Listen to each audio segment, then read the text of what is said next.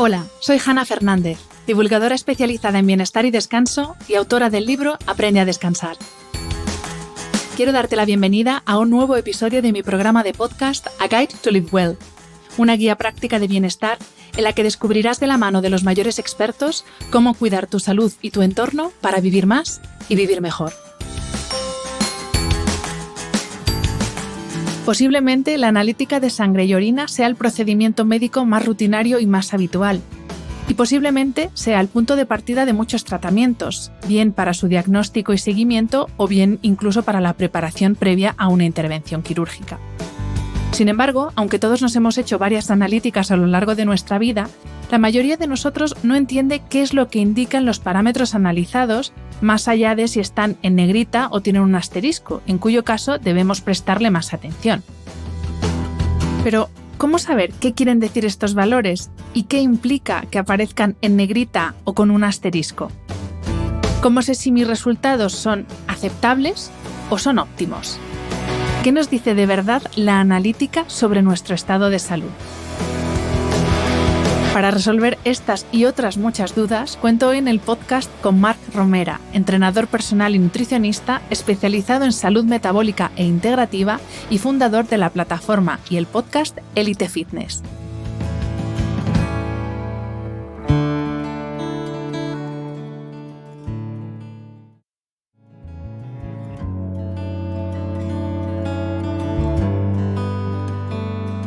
Bienvenido, Marc Romera, Elite Fitness, porque según quien te siga en redes te conocerá más casi por Elite Fitness. Millones de gracias por aceptar la invitación a este podcast.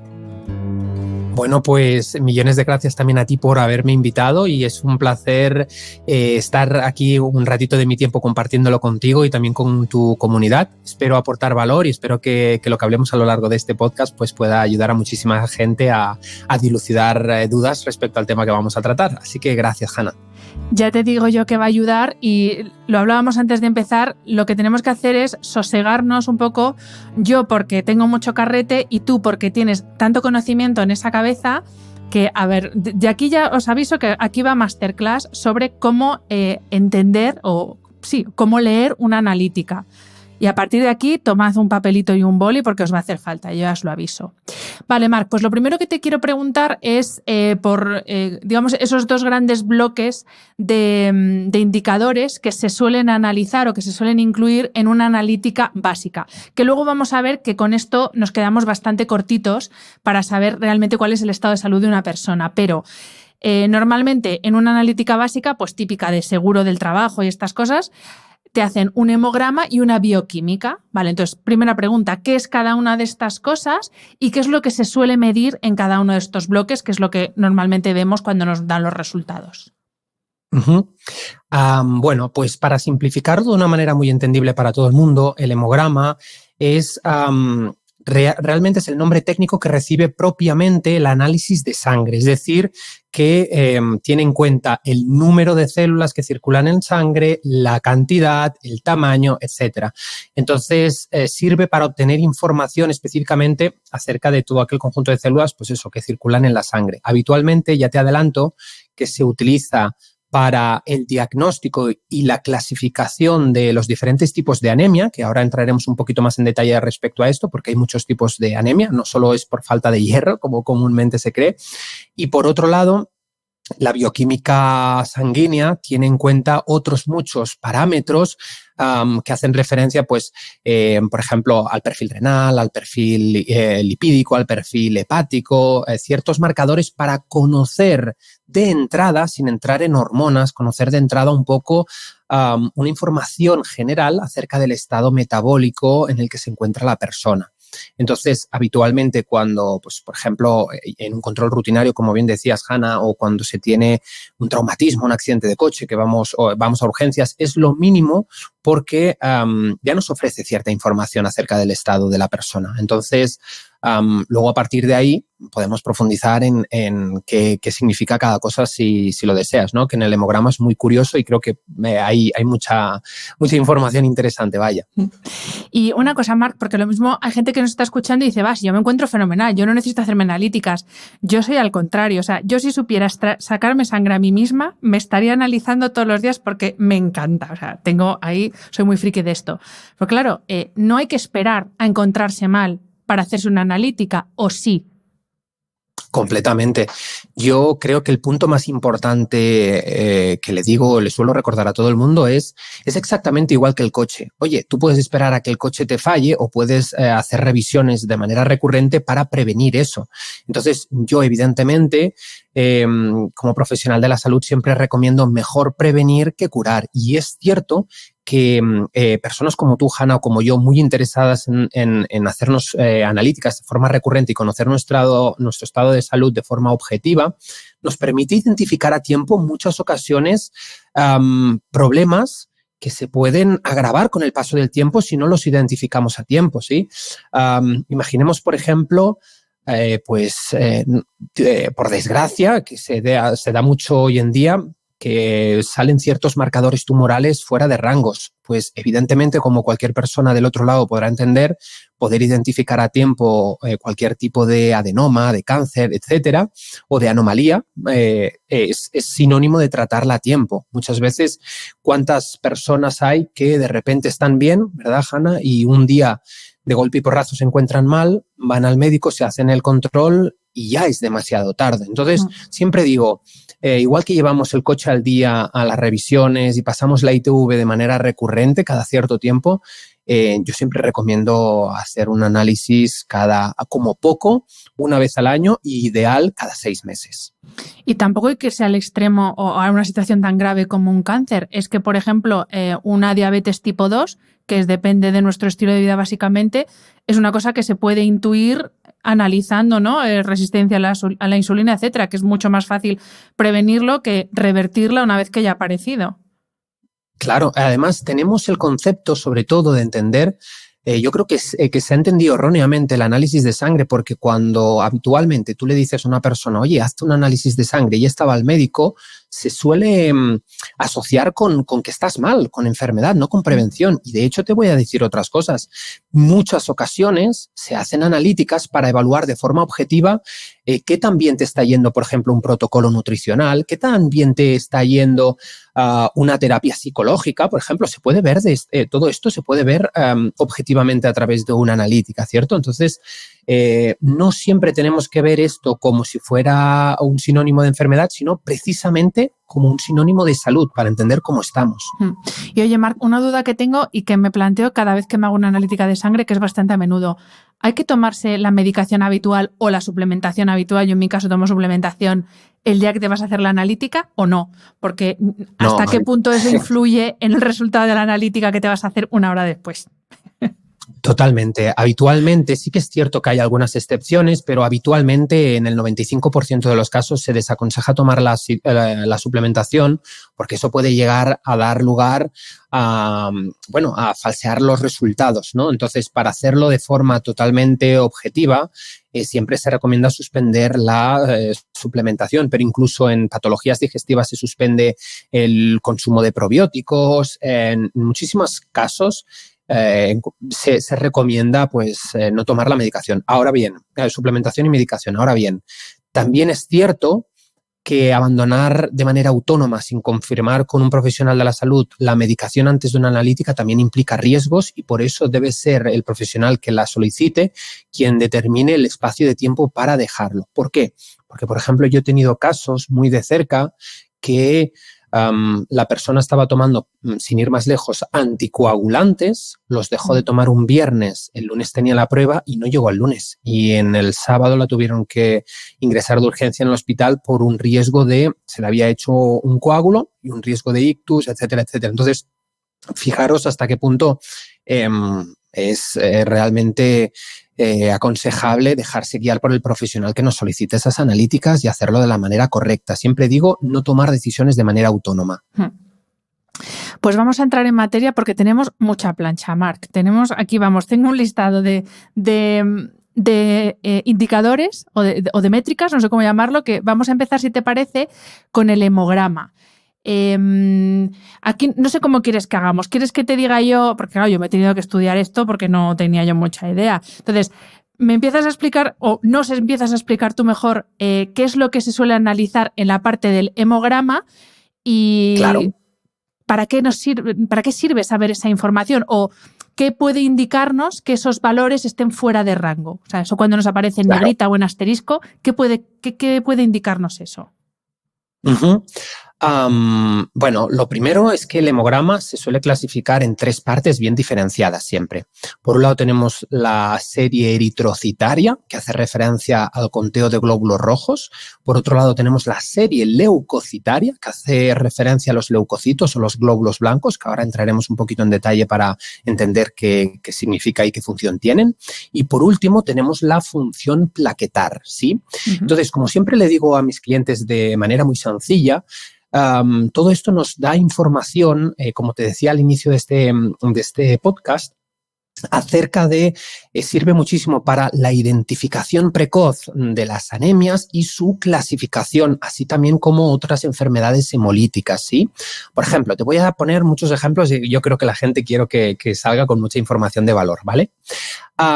Imaginemos que tenemos un recuento disminuido de eritrocitos, que son los glóbulos rojos. Son aquellas células que transportan el oxígeno desde los pulmones a los tejidos y reciclan asimismo, captan el dióxido de carbono para llevarlo hacia los pulmones y eliminarlo.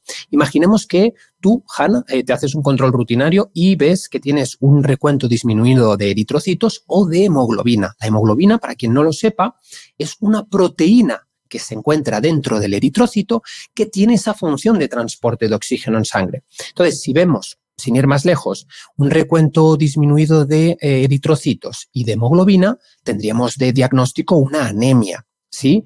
Normalmente una disminución de la hemoglobina, cuando todo lo demás está correcto, suele ser una anemia ferropénica, ¿sí? Por falta de hierro, porque sabemos que el hierro es lo que se utiliza para formar esa hemoglobina. Pero la cosa no acaba ahí, porque la gente cree que anemia es siempre por falta de hierro y no.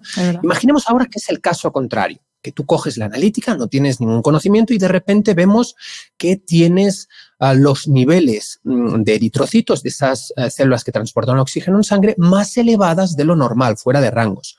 Pues eso es lo que se conoce con el nombre técnico de poliglobulia, ¿sí? Esa producción más pronunciada de glóbulos rojos. Pero la cosa, imagínate hasta qué punto podemos clasificar las anemias, Hanna. Imaginemos solo que además de los glóbulos rojos tienes también los leucocitos elevados y las plaquetas elevadas. Pues ahí estaríamos hablando de una policitemia.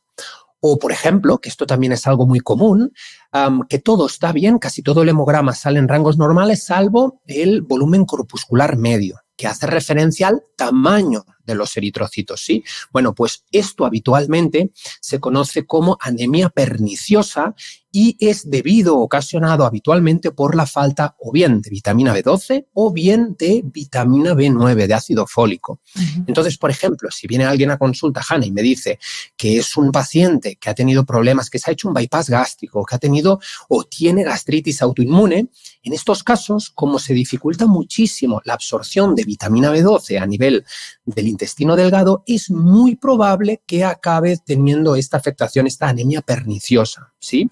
Entonces, todo esto es súper interesante para clasificar los diferentes tipos de anemia y entender cuál es la causa. Claro, qué poco sentido tiene que vayas al médico convencional que quizás no disponga de este tipo de información y te dé hierro cuando el origen del problema es una deficiencia de vitamina B12. Y ojo aquí que te voy a dar otro dato súper interesante. Las anemias o cualquier tipo de desequilibrio endocrino o metabólico no solo se corrige aportando aquello que nos falta. Hay que entender la causa. Por ejemplo, si tú dices, bueno, esta persona tiene este tipo de anemia por falta de B12, lo que cualquier persona normal podría entender, diría, bueno, pues tomo B12 y soluciono esta anemia. No es tan sencillo. ¿Por qué? Porque aquí lo que tendríamos que identificar es ¿por qué no absorbemos suficiente cantidad de vitamina B12? ¿Es realmente una cuestión de cantidad o es una cuestión de utilización o es una cuestión de absorción? Entonces, identificar la causa hace que nuestras probabilidades de solucionar el problema sean mucho mayores. En las mujeres en edad fértil que tienen reglas abundantes suelen perder mucho hierro y, sin embargo, pueden estar consumiendo hierro hemo a través de la alimentación, ¿cierto? Entonces, ahí el problema está en la utilización de ese hierro que genera anemia. Entonces, es una situación puntual durante el periodo, durante la menstruación propiamente, porque el resto de los días de su periodo pues, no pierden tanto hierro. ¿Se entiende? Entonces, bueno, ahí es donde hay que ir entendiendo qué información recibimos de ese hemograma y cómo nos puede ayudar a entender el contexto individual. Aquí me imagino, Marc, que también te refieres a, por ejemplo, en caso de una deficiencia de una vitamina, que lo mismo, como tú dices, la solución no es aportar más de esa vitamina, porque lo mismo lo que tenemos es, por ejemplo, un intestino permeable y lo que pasa es que esa vitamina tal cual entra, sale, que no pasa a ningún sitio, ¿no? Entonces, por eso... Completamente. Claro. Y de hecho esto sucede, fíjate, mi pasión por la fisiología y la bioquímica, Hanna, cómo me ha hecho investigar acerca de estos parámetros. Mira, te cuento algo muy frecuente. Por ejemplo, yo en muchas ocasiones veo en caso, como te decía antes, de mujeres en edad fértil que tienen menstruaciones muy abundantes, ¿no? El sangrado muy abundante, que dura varios días, etcétera. Me encuentro que tienen una disminución de los niveles de hemoglobina, se les suele dar en estas personas pues un hierro liposomado, etcétera, etcétera, para incrementar los niveles. Pero ojo, lo que decías antes, imaginemos que esa persona, esa mujer, tiene un problema a nivel digestivo. Bueno, la hormona que regula el paso desde el intestino delgado hacia la sangre del hierro es la hepcidina. Si tenemos, por ejemplo, celiaquía o tenemos cualquier tipo de patología a nivel intestinal, la hepcidina estará incrementada y por mucho que nosotros tomemos hierro sucrosomado, liposomado de manera en forma de suplemento de medicación, no lo vamos a absorber. ¿Por qué? Porque tenemos comprometido esa absorción desde el intestino delgado. Entonces, ¿cuál es la conclusión? ¿Qué es lo que es importante que recuerde a la gente? No siempre soluciona el problema final la suplementación o la medicación. Hay que entender la causa. Esto es fundamental. Comprendido. Pues vamos con los otros dos bloques, con los leucocitos, ¿no? Con todas esas células que nos dicen cómo está nuestro sistema inmune y con la serie plaquetaria. No se nos olvide nada. Exacto. Los leucocitos, como bien has indicado, también conocidos como glóbulos blancos, son aquellas células que se producen, por cierto, se producen tanto los hematíes como los leucocitos como las plaquetas en el tejido esponjoso de la médula ósea. Y entonces, estos leucocitos, como bien has indicado, son todo aquel conjunto de células que nos defienden frente a determinadas infecciones, procesos inflamatorios, parásitos, etc. Entonces, cuando vemos siempre todos estos nombres tan raros, ¿no? Basófilos, eosinófilos, monocitos, etc., son distintos tipos de leucocitos especializados en diferentes funciones, ¿sí? Entonces, que la gente que nos esté escuchando, Hanna, se quede con el concepto de que el leucocitos es nuestro departamento de seguridad frente a infecciones o procesos inflamatorios, etcétera, agentes invasores, por decirlo de alguna manera, y todo lo demás son distintos tipos de leucocitos especializados. Imaginemos que tenemos una rinitis estacional, ¿no? Muy típica en la primavera. Bueno, pues en ese caso es probable que tengamos incrementados los niveles de basófilos, sin ir más lejos.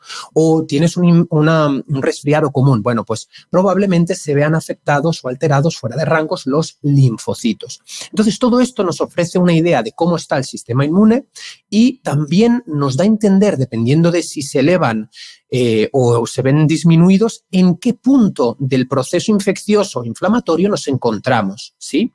Entonces, bueno, pues sí, es muy curioso, es una información muy interesante para conocer qué tipo de proceso está pasando la persona, si es algo más crónico, si es algo más agudo, etcétera.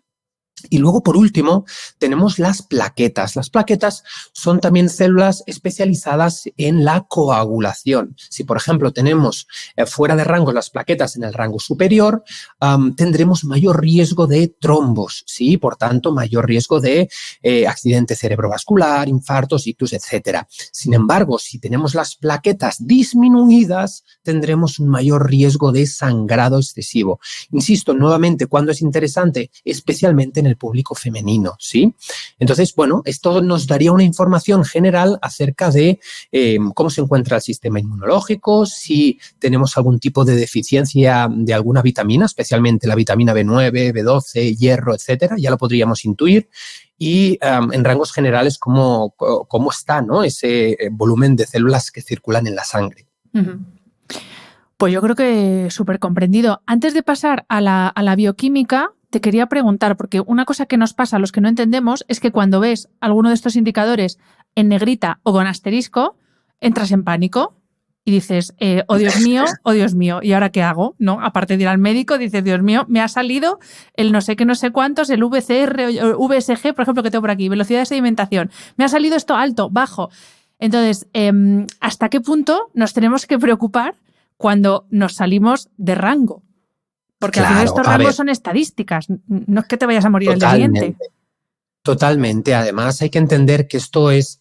normalmente los marcadores se supone que son de consenso respecto a una determinada muestra de población general. Hay muchas excepciones. Hay personas que tienen enfermedades congénitas hereditarias que tienen algunos marcadores fuera de rango y no quiere decir ni mucho menos que nuestra salud corra peligro, que vayamos a morir mañana.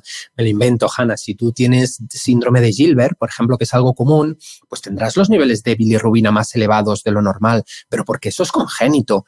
Uh-huh. Pues lo mismo si tú tienes una policitemia vera, que es una afección donde el recuento total de eritrocitos, de leucocitos y de plaquetas se ven incrementados, pues evidentemente no quiere decir que habrá que tomar ciertas precauciones y informar a la persona, pero no quiere decir ni mucho menos que sea el fin del mundo. Lo digo porque el ser humano tiende a ser extremista, como bien decías, se pone a buscar en internet y no sé por qué siempre el resultado es el más desalentador del mundo cuando hacemos un mundo y tiene un sentido lógico, ¿cierto?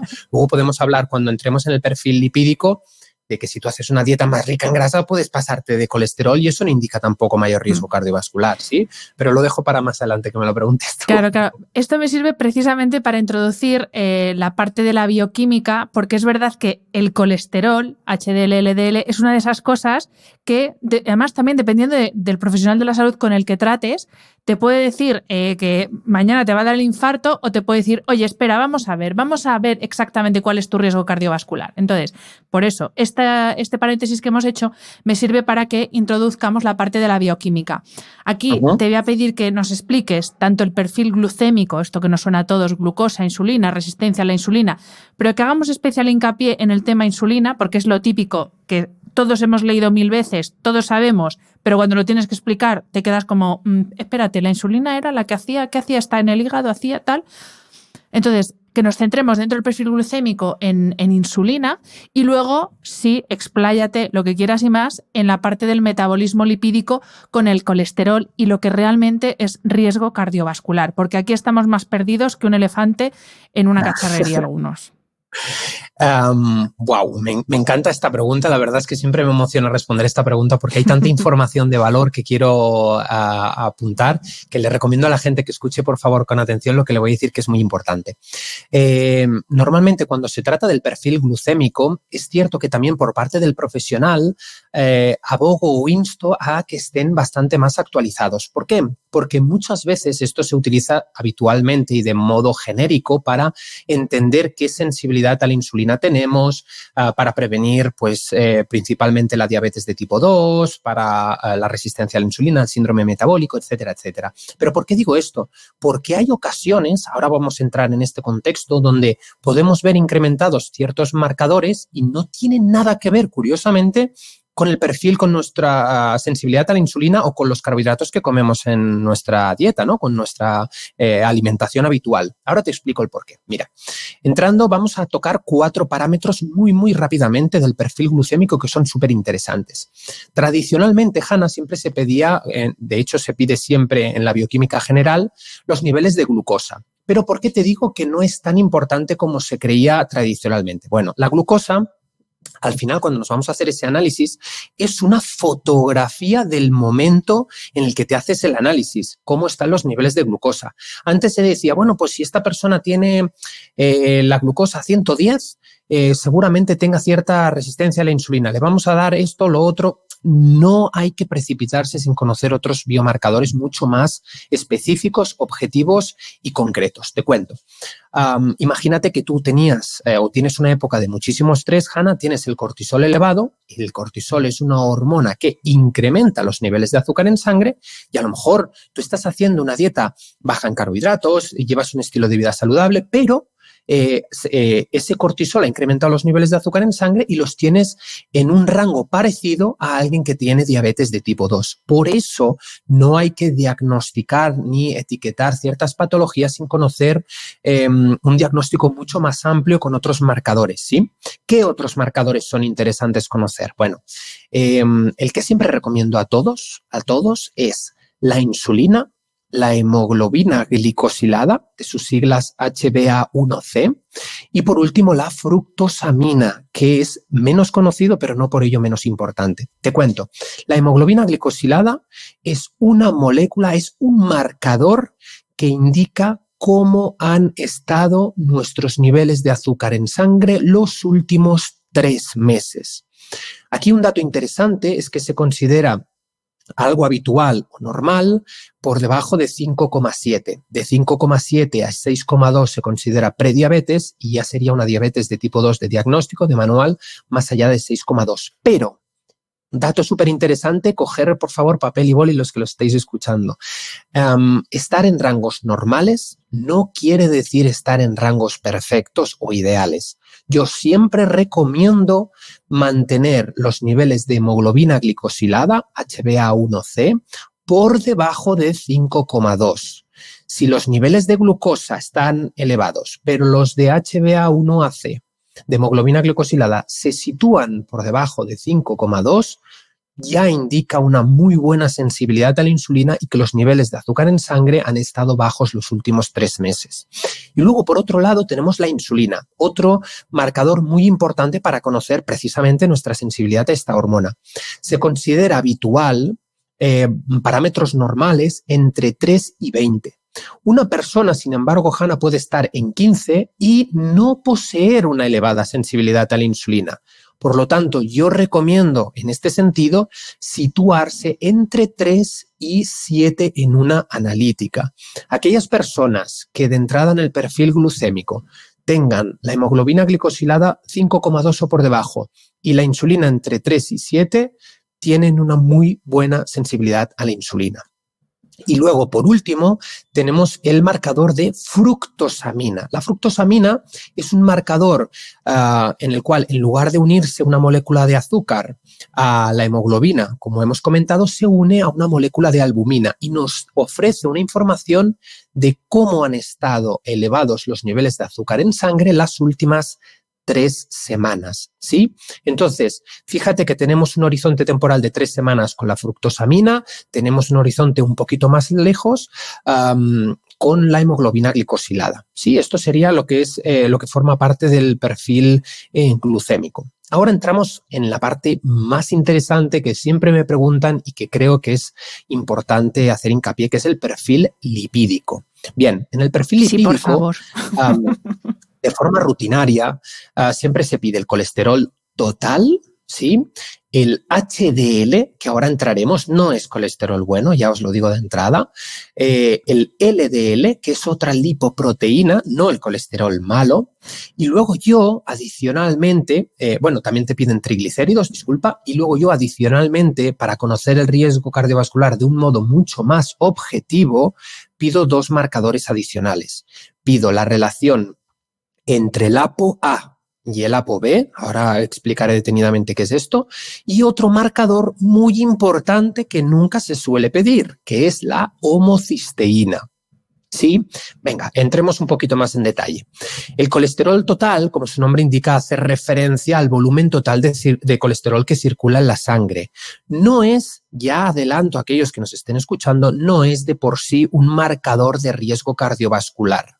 Esto quiere decir que no nos asustemos si lo vemos en 270, por decir algo, 240, como haría quizás ese colectivo médico más tradicional, pensando en esto, porque ya incluso las guías de riesgo cardiovascular a nivel mundial han entendido que el colesterol de por sí no es el enemigo de la película, ¿vale? Entonces, no nos aventuremos a tomar medicamentos para reducir el colesterol enseguida, que lo vemos más elevado de lo normal, sin entender el contexto. Esto es muy importante.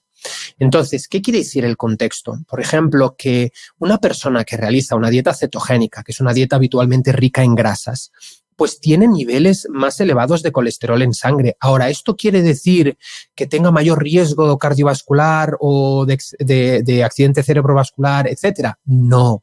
¿Por qué? Porque el colesterol es absolutamente fundamental para la vida. Forma parte de las billones de células que tenemos nosotros. Forma parte de la bicapa lipídica, ¿sí? La membrana que recubre cada célula está formada una parte por lípidos. No lo olvidemos. Luego también el colesterol es precursor de ácido cólico. ¿Qué es el ácido cólico? Te estarás preguntando, Hanna. Bueno, pues es un importante ácido biliar que descompone las grasas. Por lo tanto, tiene sentido que si comemos más grasas necesitemos más bilis y por tanto se requiera más colesterol para fabricar esa bilis, ¿cierto?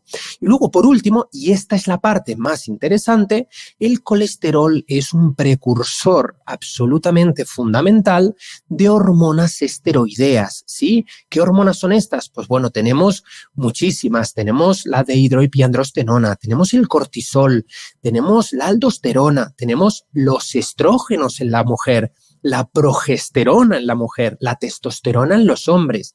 Entonces, todo este conjunto de hormonas se sintetizan, se producen a partir de colesterol. Y de hecho, es más perjudicial un nivel bajo de colesterol porque puede afectar a la producción de hormonas sexuales en la mujer, ¿sí? En el caso, por ejemplo, lo veo a menudo, ¿sabes? Las típicas dietas restrictivas, hipocalóricas, unido a una carga de estrés muy importante y un ejercicio físico vigoroso, acaban produciendo en las mujeres amenorrea hipotalámica. Y algo tan sencillo como incrementar el consumo energético total a partir de las grasas, incrementar ese colesterol, puede reducir en gran medida los perjuicios y volver a recuperar el ciclo menstrual. Uh-huh. Una vez dicho esto, ¿por qué decía que el HDL no es el colesterol bueno y el LDL no es el colesterol malo? Porque el colesterol solo hay uno y no es malo en ningún caso.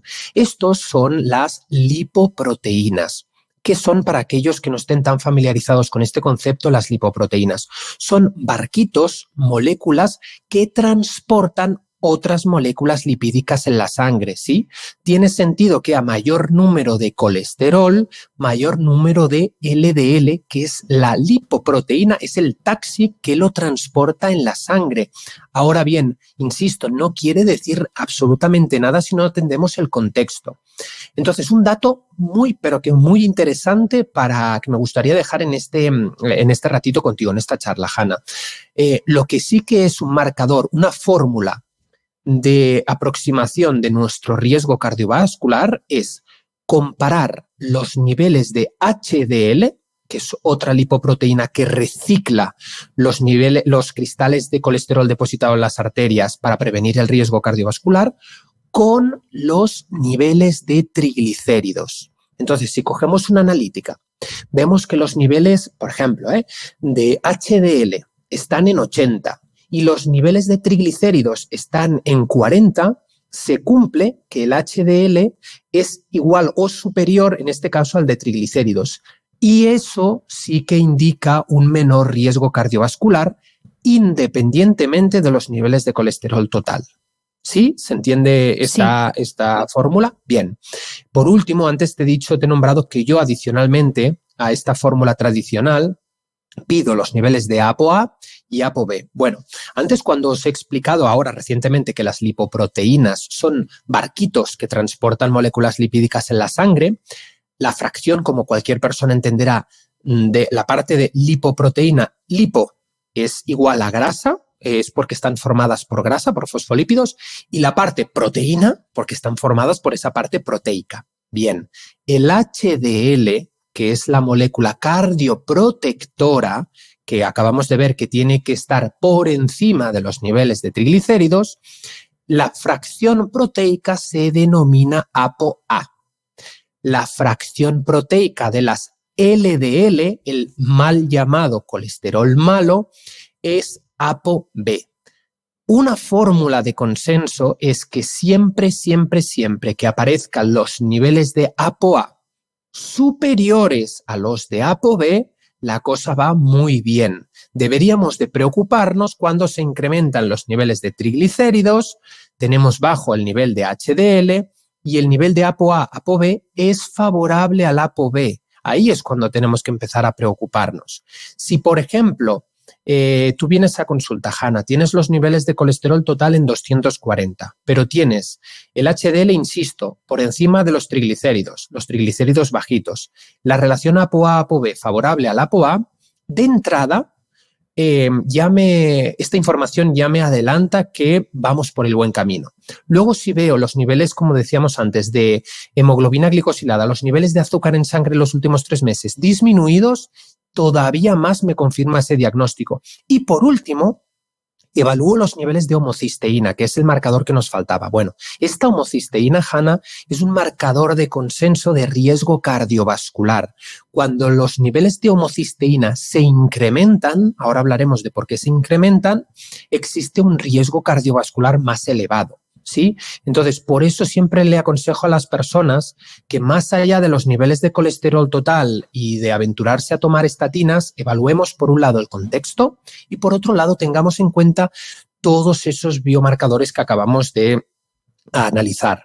Entonces, el último dato interesante, ¿por qué se elevan los niveles de homocisteína? Te preguntarás. Evidentemente tiene mucho que ver con la dieta. Cuando nosotros comemos mucha carne, Hanna, mucha carne magra, digamos, por ejemplo, pollo, pavo, y no tenemos en cuenta las vísceras o tejidos conjuntivos como pueden ser, por ejemplo, no sé, los callos, manitas de cerdo, etcétera, etcétera, partes más grasas y además más ricas en colágeno, se desequilibran los niveles de 2 aminoácidos. Por un lado está la metionina, muy habitual en las carnes magras, y por otro lado está la glicina, que es otro aminoácido que se contiene más en las carnes más grasas, en las vísceras, etc. Si solo comemos carnes magras, como le pasa habitualmente a mucha gente que quiere perder peso, que dice, bueno, ensalada y pollo todo el día, ¿no? O merluza. Bueno, ¿qué sucede con esto? Que se desequilibra ese ratio metionina-glicina incrementando los niveles de homocisteína. Y digo esto porque es muy curioso, porque hay experimentos, de hecho se ha visto, hay una condición que se conoce como la fiebre del conejo o la hambruna del conejo, que se vio en determinados estudios científicos. Un cazador pasó un invierno entero cazando carne de ciervo y se comía la parte más magra, y estuvo así durante un largo periodo de tiempo, ¿no? Y cuando acabó el invierno y le hicieron un chequeo, tenía los marcadores de inflamación y de riesgo cardiovascular muy elevados. Y él decía, pero hombre, qué raro, si he comido algo tan sano como es una proteína y no me ha faltado tampoco energía, es decir, he comido a cantidad suficiente. Pues ojo con esto, porque ahí te da a entender la importancia de consumir de todo en equilibrio, ¿vale? La palabra sobre todo es equilibrio y, bueno, pues es una información que siempre comparto para que las personas no sean extremistas ni sesgadas. Perdonadme que no hablo porque es que estoy tomando nota como una loca, apuntando aquí todo lo que está diciendo Marc. Retomo una cosa que has dicho con esa explicación maravillosa que nos has dado sobre el colesterol. Y nos has dicho que es fundamental para la secreción adecuada de muchísimas hormonas, hormonas esteroideas, entre otras, las hormonas que se llaman hormonas femeninas, hormonas sexuales femeninas, que son esenciales más allá de para el tema reproductivo, para nuestra salud. De física, mental y emocional. Entonces, quiero aprovechar esto para entrar en una cosa que ya no se suele incluir, un perfil concretamente que no se suele incluir en las analíticas estas básicas, pero que creo que estarás de acuerdo conmigo en que es fundamental, que es el perfil hormonal y en concreto el perfil tiroideo, porque esta es otra típica cosa que todo el mundo oye hablar, el hipertiroidismo, hipotiroidismo, es como, ¿cómo tienes la AT3? ¿Cómo tienes la AT4? Pero es como, vale, vamos a ver, ¿qué estamos hablando? ¿De una terminal del aeropuerto de Madrid o de qué estamos hablando? Entonces, ¿por qué es tan importante el perfil tiroideo y qué nos dicen estas, pues eso, la T4, la T3, la TSH, estas hormonas que se analizan en el perfil tiroideo? Vale, también muy interesante tu pregunta, Hanna, gracias por hacerla. Te cuento, la tiroides, siempre me gusta hacer una analogía, para aquellos que no estén familiarizados, me gusta hablar como si fuera el acelerador del coche, ¿sí? La glándula tiroidea, a través de la producción de estas hormonas que acabas de mencionar, regula la tasa, la velocidad a la que se suceden las reacciones metabólicas en nuestro cuerpo. Y de hecho es muy importante, y ahí uno respecto a lo que has dicho del tema hormonal femenino, porque muchas condiciones de origen que afectan a las hormonas femeninas, a los estrógenos, tienen mucho también que ver con la función tiroidea. Entonces, las principales hormonas en este perfil tiroideo que siempre se suelen evaluar son, por un lado, la TSH, conocida como tirotropina. Esta hormona, para que la gente tenga una idea, un concepto generalizado, se produce en la hipófisis o en la glándula pituitaria, que digamos que es una hormona maestra que a su vez regula el funcionamiento de otras glándulas endocrinas. Entonces, esta hipófisis o glándula pituitaria, a través de la tirotropina o TSH, le indica a la glándula tiroides que tiene que producir hormonas tiroideas. Dentro de estas hormonas tiroideas está principalmente la T4, conocida como tiroxina. Seguramente que aquellas personas afectadas por hipotiroidismo sabrán de lo que hablo, porque es la versión sintética que le dan en forma de medicamento. Que esta es la principal hormona tiroidea, Hanna, representa el 90% de las hormonas tiroideas en nuestro cuerpo y se forma a partir de yodo y a partir del aminoácido tirosina, ¿vale? Esto como curiosidad. Y entonces, esta T4 es la hormona principal, pero para que ejerza su función biológica más potente, tiene que transformarse en T3, triiodotironina, ¿sí? Entonces, esta T3 tiene una función biológica mucho más potente que la T4, representa apenas el 10% de la hormona tiroidea circulante en sangre, y es la que realmente tiene un efecto biológico activo sobre todo el conjunto de células. Por ejemplo, cuando se modifican los niveles de hormona tiroidea T4, estos duran hasta una semana en sangre, mientras que la T3 dura 24 horas en sangre. Y esto explicaría el por qué los endocrinos no dan hormona tiroidea T3, porque tiene una vida media mucho más corta, ¿se entiende? Entonces es mucho más fácil regular a través de los niveles de T4. Entonces, TSH explicado, T4, T3, y luego hay otra muy poco conocida que yo cada vez suelo pedir más habitualmente, que es la RT3 o T3 reversa, que es una molécula que actúa como un freno metabólico, es como un cortisol, es decir, es lo que le dice a nuestra tiroides, para, que hay algo que me está alarmando y que tengo que corregir, ¿cierto? Entonces, ¿dónde surgen los hipertiroidismos, los hipotiroidismos? Bueno, es muy sencillo. Cuando la TSH, que es la hormona, insisto, que le dice a la tiroides, produce hormonas tiroideas, está muy elevada y los niveles de hormonas tiroideas son muy bajos, es donde existe un hipotiroidismo. Bien puede ser a causa de una enfermedad autoinmune o de nódulos en la tiroides, etcétera, etcétera, ¿sí? Y luego, al revés, cuando los niveles de TSH aparecen muy disminuidos en una analítica y los de T3 o T4 muy incrementados, es cuando aparece el hipertiroidismo, ¿sí? O enfermedad de Graves, que también es la misma condición. Entonces, bueno, todo esto nos da a entender si estamos en proceso de aceleración, de frenada, de qué es lo que está entendiendo tu cuerpo. Y fíjate que antes, hilando con el colesterol, una de las cosas que muchos profesionales quizás desconocen o hayan olvidado es que la producción de colesterol también viene indirectamente relacionada con los niveles de hormonas tiroideas. De ahí que antes hayamos comentado nosotros de pedir un un conjunto de muchos más parámetros para evaluar de tener una visión más macro y de forma más objetiva el estado de salud de una persona. Ahora imagínate que uno no conoce todos estos datos y de repente se encuentra el colesterol elevado, te doy una estatina para reducirlo y ya está. No, hay que ver la función tiroidea. De hecho, cuando una mujer no se queda embarazada, Hanna, más allá de, evidentemente, el perfil hormonal sexual, ¿no? LH, FSH, estrógenos, progesterona u hormona antimuleriana, también se pide mucho la función tiroidea, porque es una de las causas de infertilidad, es una de las causas por las que se complica el embarazo, ¿cierto? Entonces, fíjate hasta qué punto está absolutamente todo relacionado. Ahora que hablas, Marc, de las hormonas sexuales, no vamos a entrar a hablar en cada una de ellas, porque de hecho estoy pensando que deberíamos hacer otro podcast solamente hablando de hormonas sexuales femeninas y también masculinas, pero te quiero preguntar en concreto por la testosterona, porque es una hormona que se asocia tradicionalmente como a la virilidad. De hecho, hay mucha gente que piensa que las mujeres no tenemos testosterona. Ya os digo yo que he sufrido niveles muy bajos de testosterona, que es que no tienes ganas de vivir cuando tienes los niveles de testosterona por los suelos, como me pasó a mí. Entonces, ¿para qué sirve la testosterona?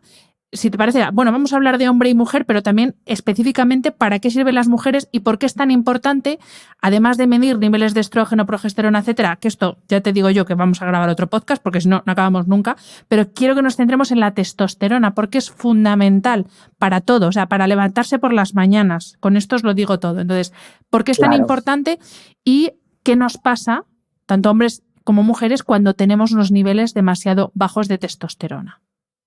Claro, es cierto de entrada que la hormona femenina por excelencia siempre es los niveles de estradiol, los estrógenos. La mujer tiene el estradiol, el estriol y la estrona y luego también tiene la progesterona, ¿cierto? Vale. Ahora, también es cierto, como bien has indicado, has puntualizado, Hanna, que tanto los hombres tienen estrógenos, esto es importante recordarlo, ¿cierto? como las mujeres tienen testosterona, ¿sí? La testosterona contribuye al desarrollo y el mantenimiento de la masa muscular en las mujeres, muy importante. También contribuye, igual que el estradiol, es muy importante en la salud ósea, ¿sí? Contribuye a la densidad ósea y previene la osteoporosis. De hecho, una de las consecuencias de la amenorrea hipotalámica cuando se suprime el eje hormonal sexual de la mujer es un mayor riesgo de osteoporosis, ¿sí? Entonces, también lo que tú has dicho, ¿no? Juega un papel pero que muy destacado en la libido, en el deseo sexual. Una mujer sin unos mínimos niveles de testosterona es una mujer apática, sin ganas, con muy bajo deseo sexual, ¿sí?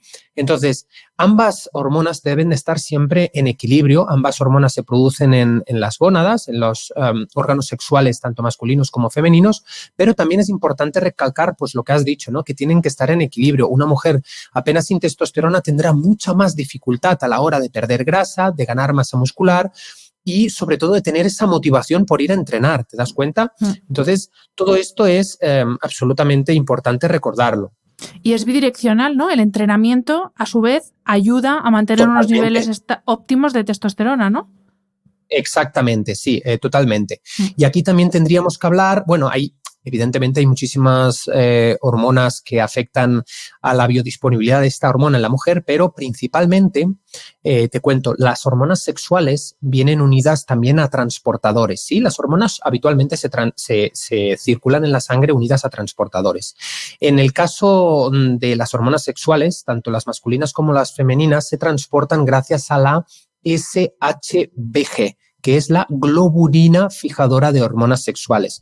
Cuando existe una sobreproducción de esta clase de transportadores, la biodisponibilidad de las hormonas sexuales activas se ve fuertemente disminuida, ¿sí? Entonces es ahí donde hay que ver, por ejemplo, si una persona tiene deficiencia de boro, si tiene deficiencia de zinc. El zinc es muy importante para incrementar los niveles, la biodisponibilidad de la testosterona libre, ¿sí? Entonces, bueno, ahí es donde entramos en evaluar el por qué. Pero sobre todo el mensaje que se tiene que quedar todos, en este caso las mujeres que nos estén escuchando, es que también es importante tener buenos niveles niveles de testosterona para el desarrollo del mantenimiento muscular, lo hemos dicho, para incrementar el deseo sexual, para mejorar la salud ósea y sobre todo para el bienestar general, para influir en el estado de ánimo. Si no, insisto, una mujer sin testosterona también es una mujer apática, con baja de ánimo, bajos niveles de energía, etcétera, etcétera. ¿Sí? Por eso es importante también que todo esté en orden. Y luego has hablado de una deficiencia de testosterona, pero también se puede dar un exceso de testosterona en la mujer. Esto se da a una condición conocida como hiperandrogenismo, porque la testosterona es una hormona también esteroidea que es androgénica, tiene un potencial anabólico importante, y en las mujeres puede dar lugar, puede ser también causa de síndrome ovario poliquístico, de otras afectaciones como el hirsutismo, ¿sí? Si una persona, una mujer tiene mucho crecimiento del vello a nivel facial, a nivel de la piel, puede estar muy relacionado con los niveles de testosterona y con otras patologías a nivel o desequilibrios a nivel sexual, ¿sí? Insisto, síndrome de ovario poliquístico genera muchas veces pues eso, un incremento en los niveles de testosterona y consecuentemente acné, hirsutismo, etcétera, etcétera. Y Marc, también hablando de esa sensación como de no tener ganas, ya no te digo de deseo sexual, o sea, no tener ganas de nada, ¿qué nos puedes decir de la DEA? Para entrar a hablar del perfil adrenal y también porque es una suplementación que se está viendo cada vez más, hay cada vez más marcas que están ya no solo lanzando productos, sino promocionando este tipo de productos. ¿Qué implica tener unos niveles subóptimos de DEA y para qué sirve esta hormona? Bueno, si es una hormona, porque yo ahora mismo digo, Sí. ahora no sé si es una hormona o no es una hormona. Sí, la DEA son las siglas de dehidroepiandrosterona. Esta hormona también es esteroidea, también se produce a partir de colesterol en la corteza suprarrenal, ¿sí? En la parte más externa de las glándulas suprarrenales. Y tiene un papel muy destacado en la pubertad, en el desarrollo de los caracteres sexuales tanto masculinos como femeninos, pero, por ejemplo, en una analítica también se utiliza para conocer la salud, evaluar de una forma objetiva la salud suprarrenal junto con otras hormonas, ¿vale? ¿Cuándo tiene otro papel destacado esta hormona? Y estoy seguro que tú eres conocedora de este dato. Cuando las mujeres entran en fase de premenopausia y existe esa caída de los niveles de estrógenos que afecta tanto, pues, no solo a la lubricación de los órganos sexuales, a la motivación, a la energía, a la recuperación, la adiposidad central, no solo en eso, sino que la DEA juega un papel muy destacado porque es una precursora de tanto andrógenos en los hombres como de estrógenos en las mujeres. Entonces, ante esa caída del eje sexual habitual, ante esa caída, esa disminución natural de los niveles de estrógenos, la dehidroepiandrosterona o la suplementación en este caso ha demostrado ser de gran ayuda para recuperar ese incremento en la libido, esa motivación, esa energía y no sufrir tanto todo el conjunto de síntomas asociados a esta etapa de la vida de una mujer, ¿sí? Los sofocos, etcétera, etcétera. Entonces, sí que es cierto que hay muchos profesionales que abogan por la terapia de reemplazo, terapia de sustitución, bien sean con progestágenos o con hormonas sexuales como propiamente el estradiol, pero también hay otros profesionales que de manera indirecta ayudan a un buen funcionamiento recomendando el uso de esta hormona, ¿sí? Tengo que decir que habitualmente esto en Estados Unidos en forma de suplementos se comercializa sin ningún tipo de regulación. En España siento que esto es más bien como un fármaco que debe estar sujeto a prescripción médica habitualmente. Ojo, no sé si están cambiando las leyes, pero antes era mucho así. Entonces, bueno, pues eso, es un precursor de hormonas sexuales muy importante y también tiene un papel destacado, que se me ha olvidado, Hanna, perdón, en el sistema inmunológico, ¿vale? Es decir, mejora el aspecto de la piel, mejora el estado de ánimo, incrementa la producción de hormonas sexuales tanto masculinas como femeninas y sirve para evaluar la función adrenal, ¿sí? Entonces, esto es lo que hay que evaluar junto con otras hormonas. Vale, pues seguimos con el perfil adrenal porque no podemos no hablar de el cortisol. Otra hormona que, para empezar, ¿dónde se mide? Porque hay medición de cortisol en saliva, medición de cortisol en sangre. Entonces, ¿es la misma medición en saliva o en sangre? ¿Qué son niveles altos de cortisol? O sea, ¿cuándo tenemos que preocuparnos porque tenemos unos niveles excesivos de cortisol? Si es que esto lo podemos saber a través de una analítica. Pues no lo sé. Totalmente. Además, el cortisol, de hecho, es la hormona, si te lo confieso, que más me fascina porque tiene una implicación tan sistémica que no dejo de descubrir cosas nuevas. Entonces, voy a hacer hincapié en muchos datos interesantes. Mira, el cortisol se puede evaluar de forma objetiva, como bien decías, a través de una analítica en sangre. Es una analítica que es un marcador, perdón, que no suelen pedir en un control médico, que hay que pedirle expresamente a los médicos, que no le dan mucha importancia por desgracia, ¿no? Desafortunadamente, pero que ofrece una información acerca de qué estado de estrés está la persona. Es verdad que en un primer momento me gusta siempre evaluar el cortisol en sangre junto con la adrenocorticotropina, que es la hormona que estimula las glándulas suprarrenales a producir cortisol y de hidroepiandrosterona, pero lo más específico, como bien decías, Hanna, es pedir un test de estrés en saliva que mide la curva del cortisol las 24 horas, es decir, toma diferentes muestras a lo largo del día para entender si existe una disrupción circadiana, porque el cortisol sigue un patrón circadiano, es decir, se incrementa naturalmente por la mañana, tiene una vida media entre los 60 y los 90 minutos, y por la noche es cuando se dan los niveles más inferiores de cortisol. ¿Por qué? Precisamente para que la melatonina pueda hacer a su vez el efecto, como bien sabes tú en esto, y podamos descansar. Entonces, la forma más objetiva, más certera y precisa de evaluar el eje adrenal, la función adrenal, es pedir una prueba de estrés en saliva que evalúe cortisol en saliva 24 horas, DEA 24 horas, alfa-amilasa, que es una enzima que descompone almidones que se produce especialmente en las glándulas salivales y que tiene mucho que ver también con el estrés agudo, y también la melatonina. Estos cuatro marcadores se piden en un análisis de test adrenal en saliva. Y tenemos laboratorios en España como Teletest que también suelen habitualmente hacer a este tipo de test. Entonces, ¿qué significa el resultado? Gracias a la interpretación a través de un buen profesional de la salud evidentemente actualizado, podemos determinar en qué punto adrenal nos encontramos. Hay 4 fases adrenales. Habitualmente ya te digo que me suelo encontrar la gente mucho en fase 3. ¿Por qué digo que es importante saberlo?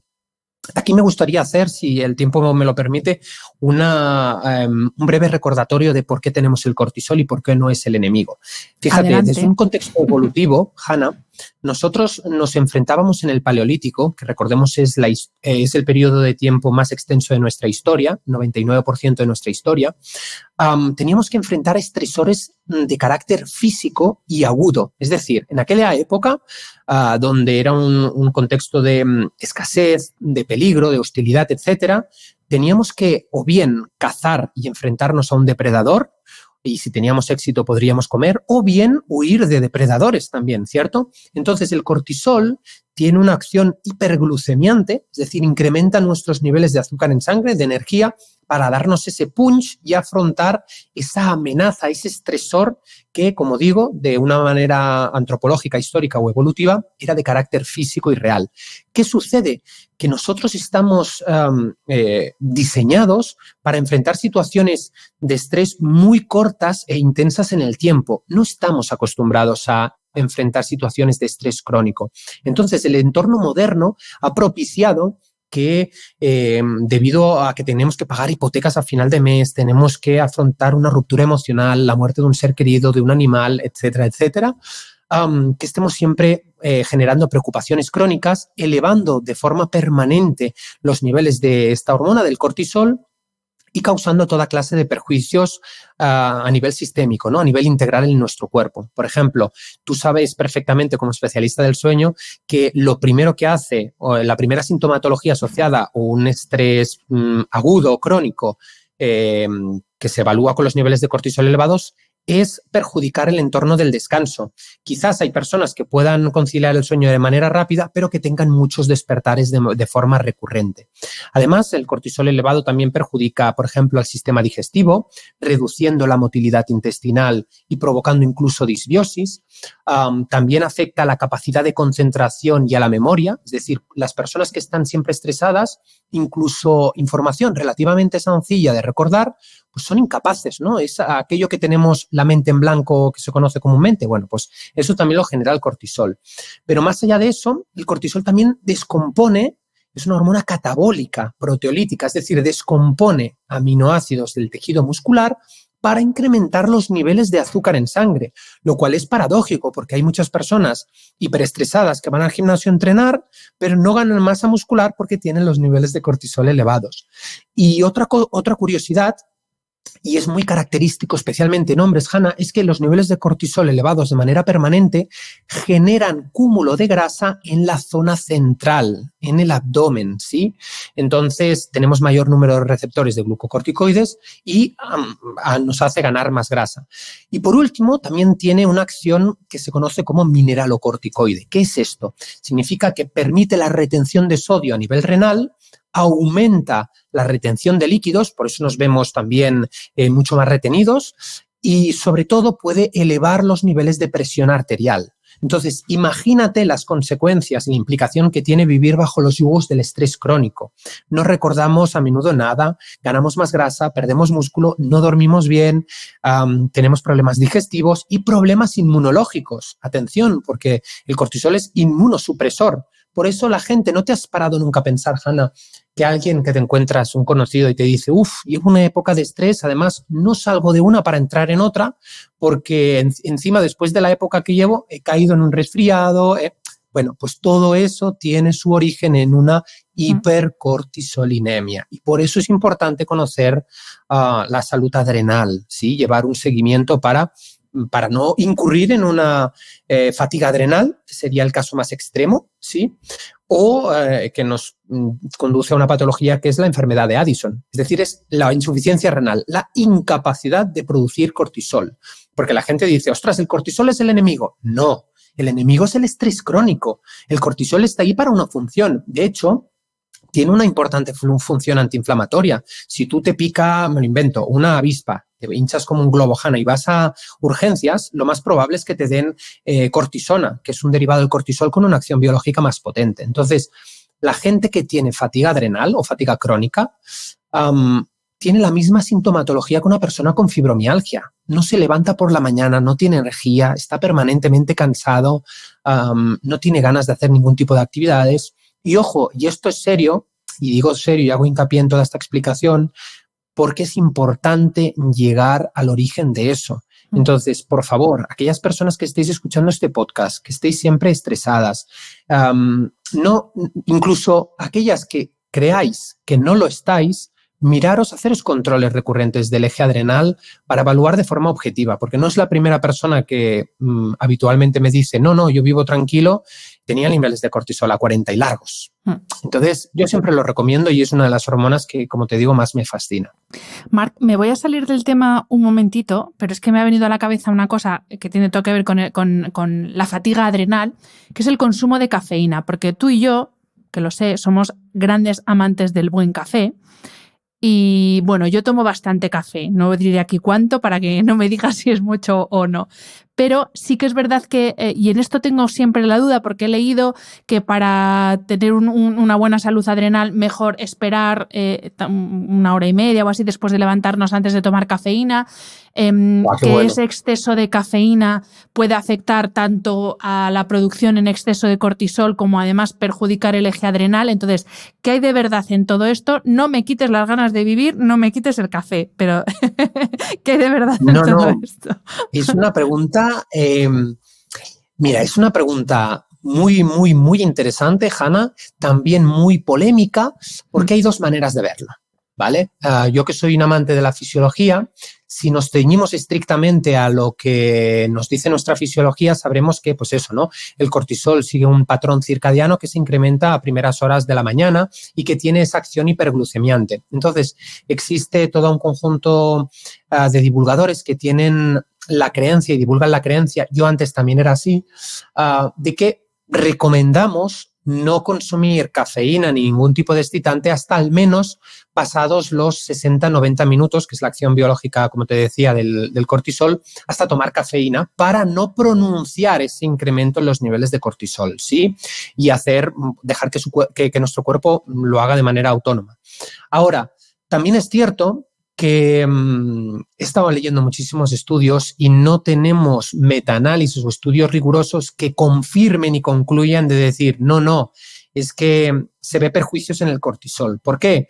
Probablemente también porque el consumo habitual de cafeína acaba generando, como cualquier otra cosa, tolerancia, y eso hace, evidentemente, que lo que al principio te generaba una hiperexcitación del sistema nervioso simpático, con el consumo frecuente, pues acabe por no generar esa adaptación. Entonces, aquí la pregunta que nos tendríamos que hacer es la sensibilidad a la cafeína que tengamos, el consumo que hagamos, y especialmente si consumimos café con efectos no trópicos o porque nos gusta, como en tu caso, en el mío, es porque evidentemente nos gusta, ¿no?, ese sabor, pero no existe todavía una información concluyente que diga, no, tomar café a primera hora perjudica los niveles de cortisol. Ahora, yo por si acaso también te debo decir que he encontrado un punto medio y espero una horita antes de tomarme mi primer café desde que me levanto. Yo no, lo confieso que no. Vale, pues gracias, porque esto es, además no es la primera vez que hago esta pregunta, pero porque yo también leo mucho y te digo, según lo que lea es como, no, pecado, porque además interfieres en los niveles de adenosina que todavía están presentes en el cerebro, entonces se leen tantas cosas que digo, bueno, voy a preguntar a Marc. Vale, vamos a volver a donde estábamos, a nuestro tema, que son las analíticas. Todavía nos quedan muchas cosas por tratar, pero bueno, para tampoco convertir esto en algo demasiado denso para quienes nos escuchan, te quiero pedir, Marc, para ir entrando en la última parte de la entrevista, que nos digas aquellos marcadores que para ti como profesional que eres de la salud sí o sí tienen que estar en una analítica porque nos dan muchísima información, incluso casi más importante que otros marcadores de los que hemos hablado. Y no sé, aquí estoy pensando ahora en ácido úrico, que ahora de repente ya no se habla, pero yo cuando empecé a hacerme analíticas era como colesterol, ácido úrico, lo primero que miraba. Entonces, ¿qué otros indicadores sí o sí tenemos que incluir en nuestra analítica? Por ejemplo, estoy pensando en los hombres a partir de los 50, el PSA, otros minerales. Ahora estamos constantemente hablando de la suplementación de magnesio, pero bueno, quizá primero hay que medir cómo tenemos el magnesio, ¿no? Entonces, totalmente. ¿qué otros indicadores sí o sí deberíamos incluir o debería nuestro médico incluir en esas analíticas? A ver, tengo que decir que yo soy un apasionado de todo, entonces yo cuando le digo a mis clientes, oye, esta analítica, suelo pedir mucha información. ¿Por qué? Porque esto es lo mismo, insisto. Es verdad que si viene una persona con una patología digestiva, pues hay ciertos marcadores específicos, ¿no? También si vienen con otras patologías, pues no lo sé, adrenales, pues hay marcadores específicos. A mí me gusta pedir siempre el perfil glucémico, el perfil adrenal. El adrenal se refiere a adrenocorticotropina, cortisol y DEA. Me gusta mucho pedir también el perfil renal, que tú hablabas del ácido úrico. Es básico pedir ácido úrico, creatinina, filtrado glomerular y urea. Es básico. En el perfil hepático es absolutamente también básico y rutinario pedir las transaminasas, aspartato aminotransferasa, alanina aminotransferasa, gamma GTT y fosfatasa alcalina. ¿Qué nos dicen estos dos perfiles, Marc? El perfil renal y el perfil hepático, aparte de estado de riñones e hígado, pero ¿qué información más nos dicen? A ver, habitualmente también nos pueden decir, por ejemplo, sin ir más lejos, me viene a la cabeza si la persona está consumiendo en exceso o no proteínas, si está deshidratada. Por ejemplo, te pongo un caso súper práctico para no aburrir a la gente. Hay personas que enseguida se alertan porque dicen, ostras, niveles de urea elevados. Se ponen a buscar en Google, niveles de urea elevados se asocian con fallo renal, no sé qué. Uy, me voy a morir de los riñones o tengo piedras. No. Por ejemplo, la urea elevada se incrementa en muchísimas personas que hacen ejercicio físico, que consumen proteínas en cantidad suficiente y que en determinados momentos pueden estar deshidratadas. Tú te acabas de hacer, no sé, vas a hacerte las analíticas, que no lo recomiendo, evidentemente, pero después de una sesión de CrossFit y probablemente salga el hematocrito, que es un tema del hemograma alterado, y la urea alterada. ¿Por qué? Porque estás deshidratado. Pero eso no quiere decir que tus riñones no funcionen bien. Porque cuando se descomponen las proteínas en aminoácidos, se genera amoníaco y el amoníaco es tóxico, entonces el hígado produce urea para mitigar el exceso de amoníaco. Pero no es señal de que estén funcionando mal los riñones. Otro ejemplo, se ven muy a menudo que habitualmente las personas se suplementan con creatina Y eso puede alterar los niveles de creatinina en sangre sin que eso afecte a la función renal, ¿sí? Entonces tenemos que ser cautos a la hora de interpretar, sobre todo por nuestra cuenta. No aconsejo a nadie buscar los parámetros en Google, que siempre, insisto, nos adelanta la peor situación, ¿vale? Pues otro ejemplo, yo también suelo pedir la creatinquinasa, la CPK, y la lactato deshidrogenasa. Son marcadores de inflamación o de daño muscular, pero uno vinculado a la rotura de fibras, que me da a entender qué clase de intensidad maneja la persona o si está sobreentrenando o no, ¿vale? Eso es un marcador muy interesante. Y luego la lactato deshidrogenasa es otro marcador, pero relacionado con procesos inflamatorios a nivel muscular, ¿sí? Por ejemplo, miopatías inflamatorias, etcétera, etcétera, ¿sí? Entonces, bueno, ¿qué pido? Perfil renal, perfil lipídico, perfil adrenal, perfil hepático, perfil sexual, muy importante. Y luego, por último, que sé que es ahí donde te pica el gusanillo, a partir de cierta edad, los médicos es verdad que son bastante reticentes a la hora de pedir estos parámetros. Yo siempre prefiero decir, insisto, que es mejor prevenir que curar para nuestra tranquilidad, ¿sí? Entonces hay ciertos marcadores tumorales, hay muchísimos, pero es cierto que hay algunos que son los más básicos. Por ejemplo, el marcador tumoral específico del cáncer de próstata es el PSA, ¿no? El antígeno prostático específico. También tenemos en cáncer de ovario, el marcador tumoral que puede ser elevado es el CA125. Tenemos también el antígeno carcioembrionario, que es un marcador tumoral que se puede elevar, por ejemplo, en muchos tipos de cáncer, pero también en el cáncer de mama y en el de ovario. En el cáncer de mama, por ejemplo, tenemos el CA15-3 o el CA27-29. En el cáncer de hígado tenemos la alfa-fetoproteína. Quiero decir, hay muchos marcadores distintos y dependiendo de si es hombre o mujer, el estado, el contexto y el historial, que también hay que evaluarlo, pues se piden más unos u otros, ¿sí? Pero es interesante sobre todo la función, la salud sexual, también los marcadores de hormonas sexuales son muy importantes, ¿vale? Y por último, Marc, que no se nos olvide, que te lo he soltado yo así de sopetón, todo lo que es el perfil minerales, iones, sobre todo porque ahora claro, el mundo suplementación, pues es como eso, suplementación básica, magnesio, zinc, entonces sí que se dice que casi todos ya vamos justitos o cortos de magnesio, pero bueno, que es interesante medir desde el punto de vista de los minerales, ya para terminar. Pues te cuento, hay por un lado, depende cómo lo veas en las analíticas, puede estar como ionograma o mineralograma. Y es extremadamente importante, Hanna, porque hay muchos minerales que compiten entre sí por transportadores. Tú ahora me has mencionado el magnesio y el magnesio compite con el calcio por transportadores. A veces estamos suplementándonos muy bien con magnesio, pero nuestros niveles de calcio están disminuidos. En ese caso también, cuando pido el calcio, me gusta pedir las dos hormonas que más se encargan para regular el calcio, que es la calcitonina, la hormona paratiroidea, y la vitamina D, para saber el calcio y el fósforo, ¿vale? Pero más ejemplos. Pues, por ejemplo, tenemos que el cobre compite con el zinc por transportadores. Entonces, a veces llega uno y no llega el otro porque se está dificultando su absorción, ¿sí? ¿Dónde es más importante también mirar esto? Y voy a hacer hincapié en algo muy curioso. Me gusta mucho mirar los niveles de sodio, de cloruro y de potasio, ¿sí? El sodio es un ion extracelular y el potasio es intracelular y ambos son absolutamente determinantes para la comunicación dentro y fuera de la célula. Entonces, ¿por qué los suelo medir? Pues mira, fíjate, con el auge de las jarras que alcalinizan el agua, todos estos mecanismos de osmosis inversa, etcétera, etcétera, me doy cuenta de que la gente ha incurrido en un error.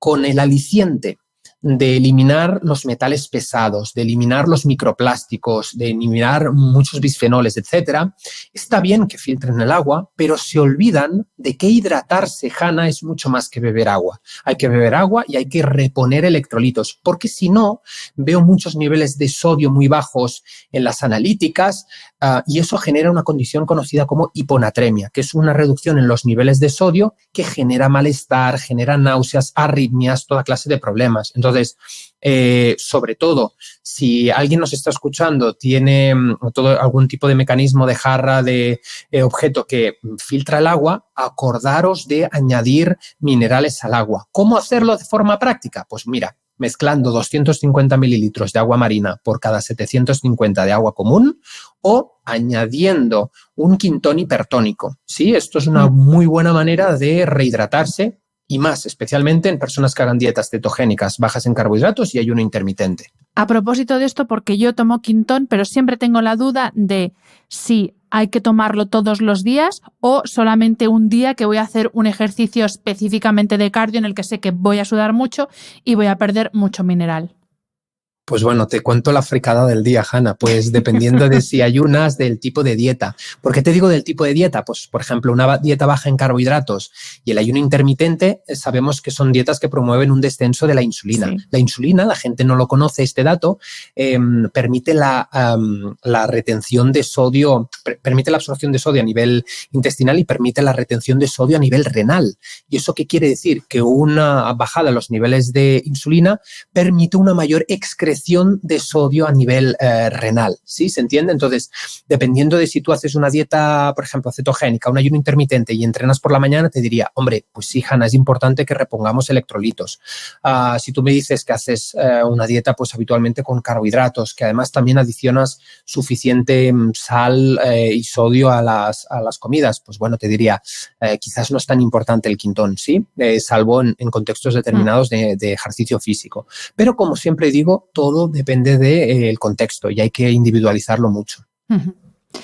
Pues, Marc, vamos a poner fin aquí a la entrevista, no porque nos hayamos quedado sin temas, pero bueno, porque por mantenernos un poco dentro de la duración habitual de los episodios de este podcast, pero de verdad que me encantaría que volvieras en breve para que entremos en detalle en todo ese perfil hormonal tan importante y tan sumamente desconocido, porque ahora te habrás dado cuenta que es como el boom de la menopausia, parece que la menopausia no existía hasta el año 2024, pero claro, para no caer en los típicos tópicos y quedarnos en la superficie, es muy interesante conocer cómo funcionan esos cambios hormonales, ya no solo en el momento de la menopausia, sino a lo largo de toda la vida fértil de la mujer, embarazo, posparto, perimenopausia, menopausia, etcétera. Así que me encantaría que volvieras. Oye, también de los hombres, porque aquí son pocos, pero hay hombres muy fieles que escuchan este podcast y mujeres que tienen maridos, hijos, padres, etcétera, que les puede servir la información.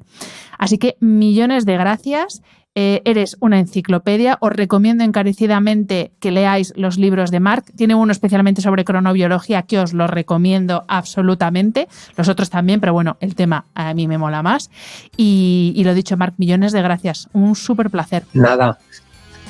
También para mí ha sido un placer, Hanna. Estaré encantado de volver cuando lo desees. También animo a que dejen los comentarios tu comunidad, a ver si les ha gustado, acerca de qué otros temas les gustaría que habláramos en profundidad. Y nada, siempre decir que es un placer, que enhorabuena por el contenido que estás creando, por la grandísima profesional que eres y eso, que ha sido un auténtico placer compartir este ratito de mi tiempo contigo y con tu comunidad. Mil gracias, Marc.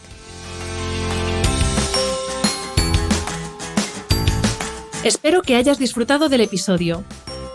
Este programa de podcast es independiente y en abierto gracias al apoyo económico de marcas que apuestan por mi trabajo y confían en mí para ayudarles a comunicar su mensaje.